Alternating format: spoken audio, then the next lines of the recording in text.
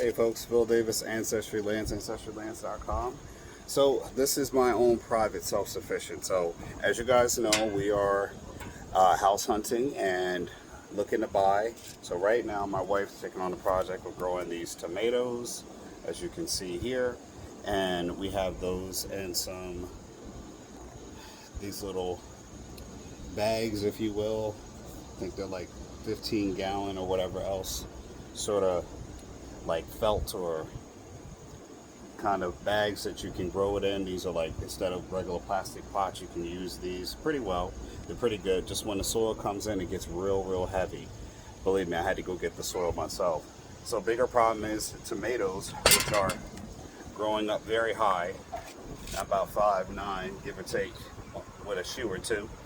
It's about this high, way higher than me. And the issue is you can see down here, these bags are about maybe just below my kneecap, and since it's not, the plant stem has grown up so high, the plant is now top heavy. So when the wind is coming, you now have to deal with the plant toppling over, and this plant has moved many different times. You can tell because if I tell, like, you can just see it now. Actually, the wind is blowing so much. We're in this like little corridor where the wind blows, towards this direction, back and forth. This is what, north and south. So we get a north-south blowing wind, and it blows right through this little, sorry, let me open this up for you here, corridor here that goes out to the street side.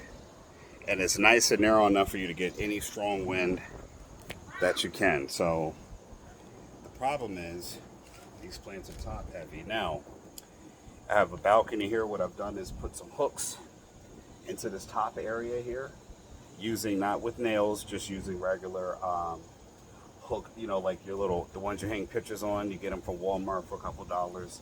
So I wanted to go to Walmart, of course, to get yeah, I'm about to put boards in here and build everything and start getting get my drill out and start doing some real work. But the problem is my wife wanted to do it with just what we had. So being self-sufficient, you see me doing the videos all the time talking about things that you can do. Here's what I do when I become self-sufficient, and I managed to get just those regular hooks. I'll zoom in so you can see them. See those little hooks? I just put them right underneath that lip there, which would hold it. And what I did was tied out just some yarn, basic school yarn, and I made a knot at the top to the hook. And then what I did was I found let me just show you.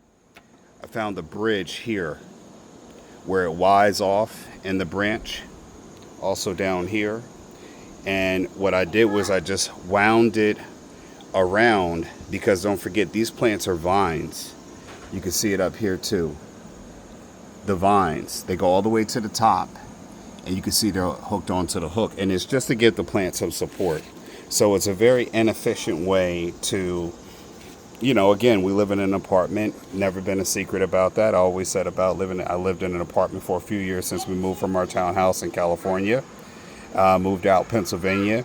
And this is just a good way to do some balcony living. So when we do purchase our home, you guys will see this on a larger scale. But again, outside of spending extra money on a trellis, you could do something like this. Now you would say, Phil, what could you do if you don't have a balcony, or if I was on the top floor? Easy. You see these, what I would do is take, if you can get a maybe 6-foot piece of board, like a cardboard, not a cardboard, like a 6x4 plywood board, or a 4x4 that's about 6 foot tall, about this high, as high as the plant, you would zip tie it down to the bottom here, and then zip tie it up along this center post here. So you would secure it. You could also drill a L shape that extends out, that you now can go straight up on. You can actually do that. Like, you would build it, take a 6-foot board, 4x4 board, or 2x2, put it straight up so it's high enough, and then build it just like this is, straight out to it, drill holes, screw it in, and then make it go down into here like a U or a H, a lowercase h. And then you can make it go as high as you want inside the plant to give it some support. You can't just stick a board in the ground, because when the plant being top heavy, when it starts to fruit, like we got all these flowers here, the tomatoes, which we have growing in here, you can see a tomato. Where the heck did I see it at? There's another one right there coming in. And once the fruiting starts happening, the plant starts getting weighed down by the fruit, which means now when the wind blows it, depending on how hard the wind blows, as you can see here, the wind's going to start shifting this plant every which way, but straight up. So what you have to do is basically support the plant. Now these may not be good enough, but it's temporary. The goal is that you have to understand about tomatoes is when tomatoes get to a good size, a mature size like so, you can actually cut tomatoes or click them, take the fruit off while they're still young. You can see in this one we got a few more other ones down here. And tomatoes will continue to ripen even if you cut them while they're green, because they have phenolethylene or something like that. Don't all you tomato gurus out there, don't get on me about it. Phenolethylene, which continues to ripen. It's a releasing gas that tomatoes continue to ripen after you cut them, as opposed to you have to cut something like maybe oranges, any other fruit at its ripest stage. You don't have to do that with tomatoes, because tomatoes release a gas that continue to ripen. And we've done that. We actually had a tomato that had, oh, there it is. You can see it down there. That's a tomato right here. Sorry. That little one that we got rid of. We had root rot, and I cut it very early. That was because of inconsistent watering. And I cut it, and we threw it out, and we still saw it continue to ripen. It's red. It was just as green as this one, maybe even about this dark green. So right now I'm getting the project done of trying to secure these up to the top. I don't want to drill in here because that would damage the roof of the balcony upstairs, and I don't want to do any damage to the complexes, their structure at all. The other thing you could do is if you had some kind of drill where you could drill up here into the concrete there, you could drill into that brick and make something that comes out and hang it down. But again, that's something that you would do if you owned the home or something like that. You would drill into there and then make that come out, but that might cause too many eyes. So I have a couple work friends that I talk to about this, younger people who are single, they're 20s, or they just have apartments. It's doable, man. This is my self-sufficient little tactics, and this is just yarn from the kids, my kids, school and stuff. You can see that wind. Look how it's supporting them now. Now this was blowing over earlier. They were all leaned over this balcony here. So went to the gym, got my workout in, and now I'm working on this afterwards. And like I told my wife before, she was really concerned about the lean over, and I said that gardening, you could talk to 8 different gardeners and about how to do things, and you'll get different ones. It's an experience, it's learning, and sometimes just using your brain, you come up with something. I just came up with this off the fly.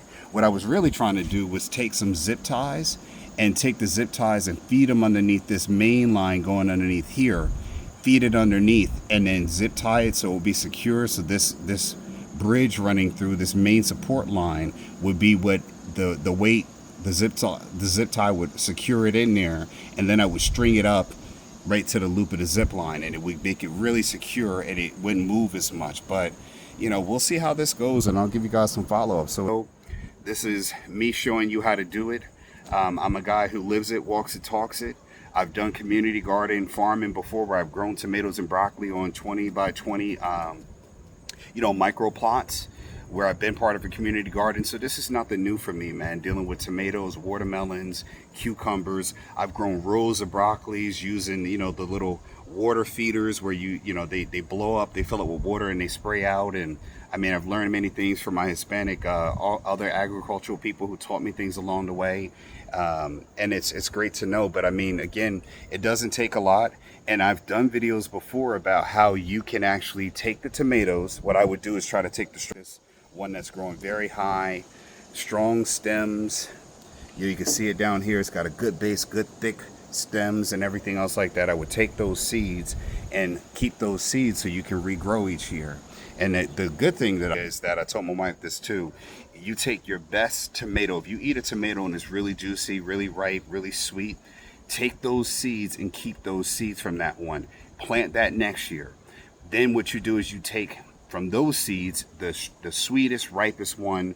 You keep on keeping the best seeds from the best fruit, and you replant those next year, year after year after year. And what you're trying to do is grow the stronger, sweeter one to your flavor. If you want it more acidic, that's fine, whatever you want to do. But again, the whole point is to keep the seeds year after year of the best fruit, the best plant, the best anything that you've had, because there are genes in that plant that are going to yield stronger seeds. So you're just doing it your own selective breeding, or you're, I mean, I don't know if you can call it genetic modifying, but you're actually genetic selecting the better fruit, the better plant, the one that's more disease resistant. Those traits will be passed down from the plant flower, the mother plant, to the seeds that grow year after year. And you can see here, got one there, one here.